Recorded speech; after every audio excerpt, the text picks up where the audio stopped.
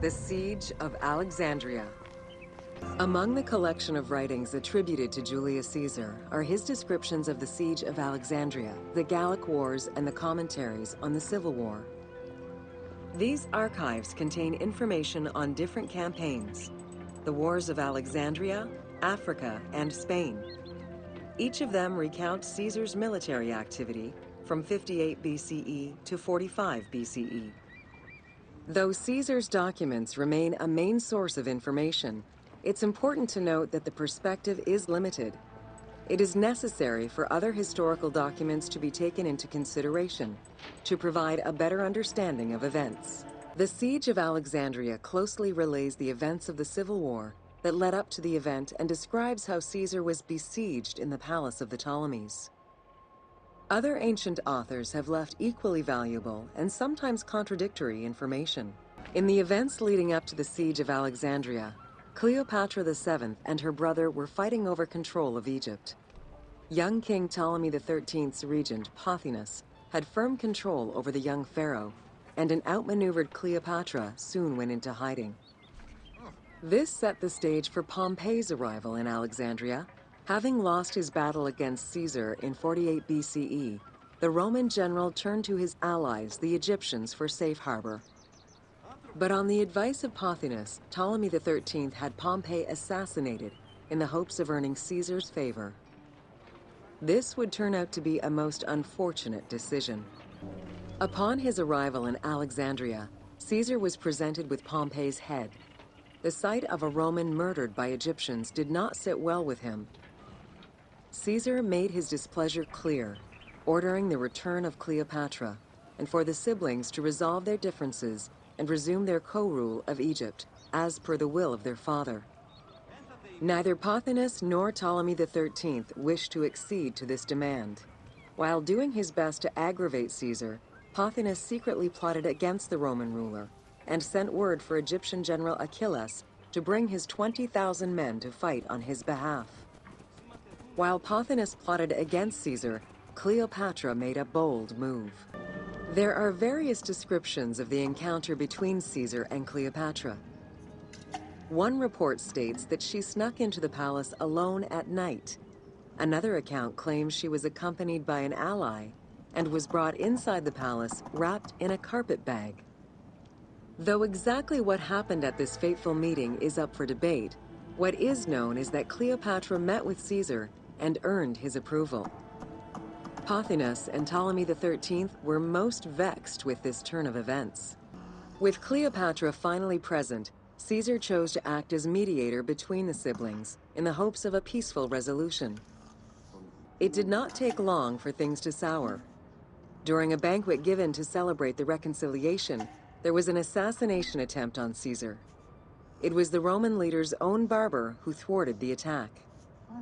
Once it was revealed that the king's regent, Pothinus, had ordered the attack, Caesar had him executed. He then placed the young king under guard. Caught within the palace with roughly 4,000 troops, and with the knowledge that the arrival of enemy forces was imminent, Caesar sent for help from Syria, Rhodes, and Cilicia. He ordered his men to dig a ditch around the palace and build a wall leading to the harbor. This would ensure Caesar's access to the sea. When Egyptian General Achilles arrived in the city with 20,000 men, the battle for Alexandria began. With so few men at his disposal, Caesar could not risk a battle just yet. He sent ambassadors to Achilles in the name of Ptolemy to propose a truce.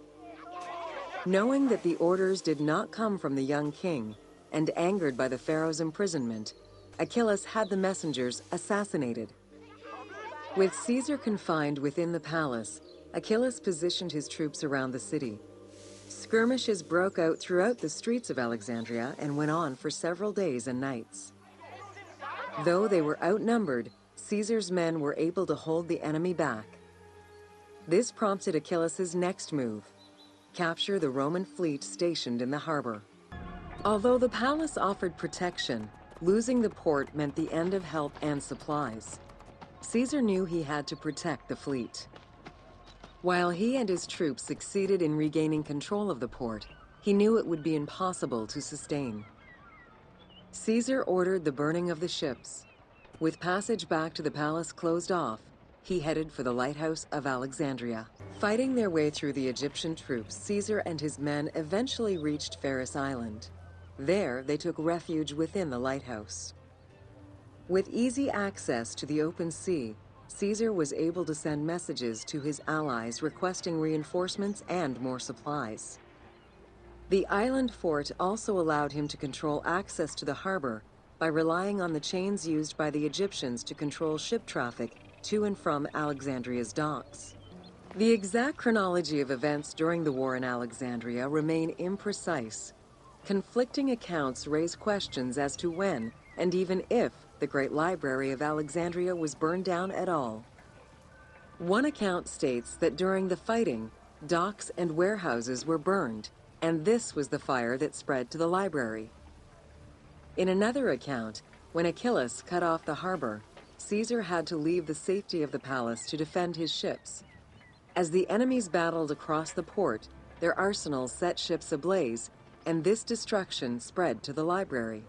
In either case, the Great Library was not completely destroyed. Experts point out that its location was too far from the harbor, and much later texts refer to the Great Library as being intact.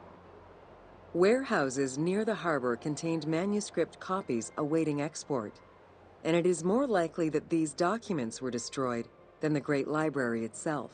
The destruction of the Great Library may have been due to a number of fires over the ages. Its end was probably closer to the 4th century CE, when the Christian Emperor Theodosius I ordered the closure of all pagan temples. While some documents survived after being moved away, it remains unclear just what knowledge may have been lost. Where there are accounts of Achilles being in control of the battle against Caesar, it appears that instead Cleopatra's sister, siding with her brother, had him killed and put her ally Ganymedes in his place.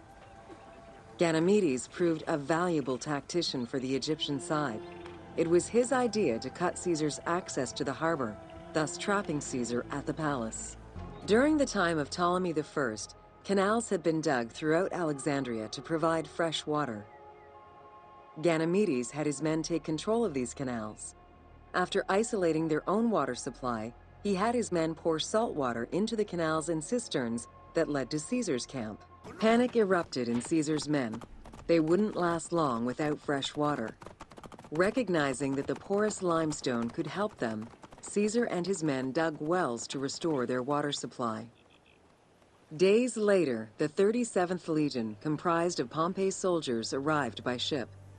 Unable to come ashore due to the winds, Caesar risked going out to meet them on the peninsula, Cape Chersonese. When the enemy learned Caesar's location, they rushed to intercept. Despite an obvious advantage for the Alexandrians, Caesar, with a Rhodian ship full of skillful sailors, emerged victorious. With help from the Allied ships, Caesar's victory enabled him to push the Egyptians back and secure the lighthouse. Gaining control of Pharos Island sent the Alexandrians into the sea and swimming back to the city. However, Caesar's fortification of the island didn't last long. The enemy regrouped and were set to storm the island. Panic-stricken, in spite of Caesar's encouragement, many of his men then fled their posts, either by ship or jumping into the sea. Caesar attempted to retreat, but Port Eunostos' harbor was overrun with enemy ships, preventing escape. Reportedly, Caesar gathered his papers and leapt overboard in an attempt to swim to an Allied ship farther out. Historian Cassius Dio claimed that Caesar would have drowned if he hadn't been able to remove his purple garment. Still, he managed to swim the distance and survive. The Alexandrians recovered the cloak and used it as a trophy to commemorate the Roman debacle. Unhappy with Ganymedes and wanting their king restored, the Alexandrians approached Caesar with a compromise. Caesar agreed to release Ptolemy XIII after entreating him to spare the kingdom and remain loyal to Rome. Once freed, however, the king defied the agreement and continued the war. By this time, a faithful ally of Caesar's, Mithridates, arrived in Egypt, clashing with Ptolemy's troops at Pelusium. Outnumbering the enemy, Mithridates secured the region between Pelusium and Alexandria. Ptolemy, warned of Caesar's ally marching on Alexandria, sent his troops to prevent passage over the river. Mithridates warned Caesar in time, and the two groups confronted the armies of Ptolemy in the delta. In the Battle of the Nile, the Romans gained the upper hand, sending the Egyptians fleeing. In the tumult and panic, King Ptolemy XIII drowned in the Nile. After the siege ended, Cleopatra VII married her younger brother, Ptolemy XIV, enabling her to reign over Egypt until 30 BCE. Under her rule, Alexandria settled into its position within the Roman Empire and eventually surpassed Athens as one of the most important cities in the Roman Empire. Julius Caesar remained in Egypt for a short time. He and Cleopatra would later have a son named Caesarion. Thanks for watching this Assassin's Creed Origins video. You want to see more about Alexandria? Click that first place. You want to see a random video that YouTube has put just for you? Click that second one. And as always, hit that subscribe button for more!